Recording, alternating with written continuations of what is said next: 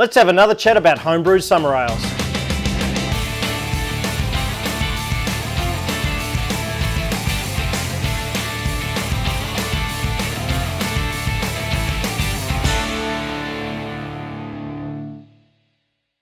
G'day guys, welcome back to the Brew Shed, and we're back again with another instalment of my search for the ultimate homebrewed summer ale for me to pour down at the shack this summer. Drag your mind back a couple of weeks and you might remember a video of mine where I did 2 brews in one day. So I had each of the breweries going and had basically the same recipe in each of them, which was pale, a bit of wheat and some carapils. But the difference in the 2 brews was the hop bill. On one hand we had Galaxy and Mosaic, but in slightly different quantities to the previous version of the brew. Then a bit of a West Coast inspired experiment with a bit of Citra, Simcoe and Amarillo. Today I'm bottling and kegging both brews, and then I'll force carb them and have a bit of a taste test and report back to you guys with my thoughts. So I guess I better get to work. Oh wait, while I'm doing all this work, why don't I put on the latest Beer Healer Interviews podcast for your listening pleasure? So welcome to the Beer Healer Interviews. Scott Overdorf from Hobart Brewing, and from Shambles, Cornell Jankulovic. Oh, thanks for having us. How did I go with pronouncing your name, Cornell? Spot on. I thought you were going to ask Scott.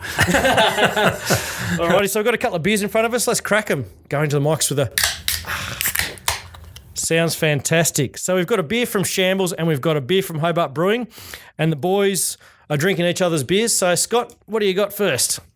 I just took a big sip of the Shambles Brewery Summer Ale, and crisp and refreshing and hitting the spot. Delicious. The aromas are just popping out of the can. I've got the same because I have to drive tonight. Cornell, what do you got, mate? I have to drive too, but I've got the Colorado IPA, the freshly canned batch from Hobart Brewing Company. Well, there you go. Hopefully you enjoyed that little sneak peek of the Beer Healer Interviews while you were watching me keg and bottle those beers. I've rock and rolled them. They're currently in the shed fridge here, and they're ready to go in a couple of minutes. So I'll just grab those out and we'll pour those and we'll give them a bit of a taste. Now, if you like that podcast, please jump onto Spotify or iTunes or wherever else you get your podcast from and give the other episodes a listen and maybe like them and share them and subscribe. That would be awesome. Share them with your beer-loving friends. Hopefully soon I might even be getting John Palmer from How to Brew onto the podcast, so that would be really awesome to have a chat with him. So right now, I'll go grab those kegs out of the fridge. We'll give them a taste.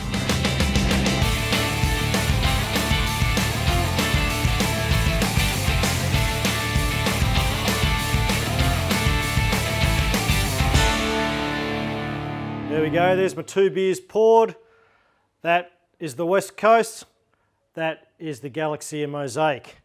Now, for those of you who are quite perceptive, you're going to notice that I'm in some different clothes right now.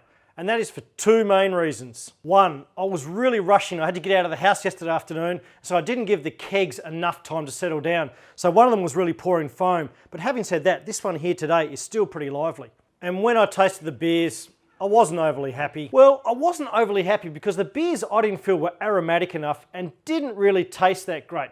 But let me tell you why. Well, here they are. They both look pretty great, but a few mistakes that I made have really messed them up both taste and aroma-wise. Mistake number 1 came with my mill. After I checked the OG on my beer and noticed it was at 1.029 and not 1.040, I thought, something's up. So I went back and checked the mill and I noticed that one of the rollers was a little bit loose and therefore created a wider gap in the mill. So therefore didn't crush the grain as I would normally expect it to do. So probably didn't convert as much sugar as I needed to out of the grain. I tried to fix this with some malt extract to sort of raise that gravity level to the desired reading. But having tried this beer, the results are a little bit questionable. Mistake number 2 came only with the West Coast version of the beer. Now, I'm not sure how much you know about the brewery, but it basically measures everything right the way through the brew. So if the machine isn't calibrated, like I forgot to do, it can be off just slightly and therefore sometimes can have a boil over. Now, when a boil over occurs, it basically takes the boiling wort and pushes it all the way through all 4 hop addition containers, which, as you would know, every single hop gets added at the exact same time and completely stuffs everything up. Once I realised that this had happened, I did try to fix it, but obviously after tasting this beer, nah, I failed.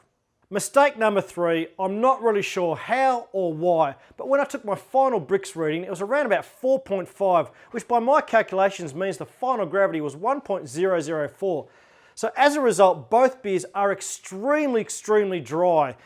I'd almost describe them as slightly saison-like as a result. I was a bit dejected when I recorded the video last night of the live tasting of those beers. They just weren't right.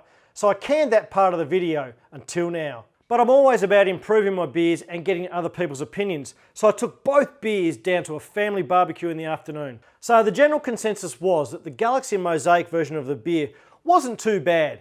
That one only suffered from the low gravity problem that I talked about earlier. The West Coast inspired version, however, well, one person described that as an absolute abortion. So what's next for these two beers? Well, the Galaxy Mosaic one, it looks quite nice, but obviously the taste is off a little bit. So I can muck around with the hop additions, and I'll also adjust my mill so I can get my correct original gravity reading on that one. As for the West Coast inspired version, well, I know that one was really affected by that boil over. So I'm going to try this one again from scratch, and it will also benefit from the adjustments that I make to my mill. Shit happens. It's all a part of the learning curve. All is not lost. Every day's a school day, as they say. I know I've made some mistakes. I know how I can fix them, and I'm sure all of you guys out there will offer up some advice to help me make that fantastic summer ale beer that I'm looking for the shack this summer. Although time is kind of running out, you know. But look, until we talk again in this great big craft beer land of ours, find the Beer Healer interviews on your favourite podcast service. Cheers to great beers.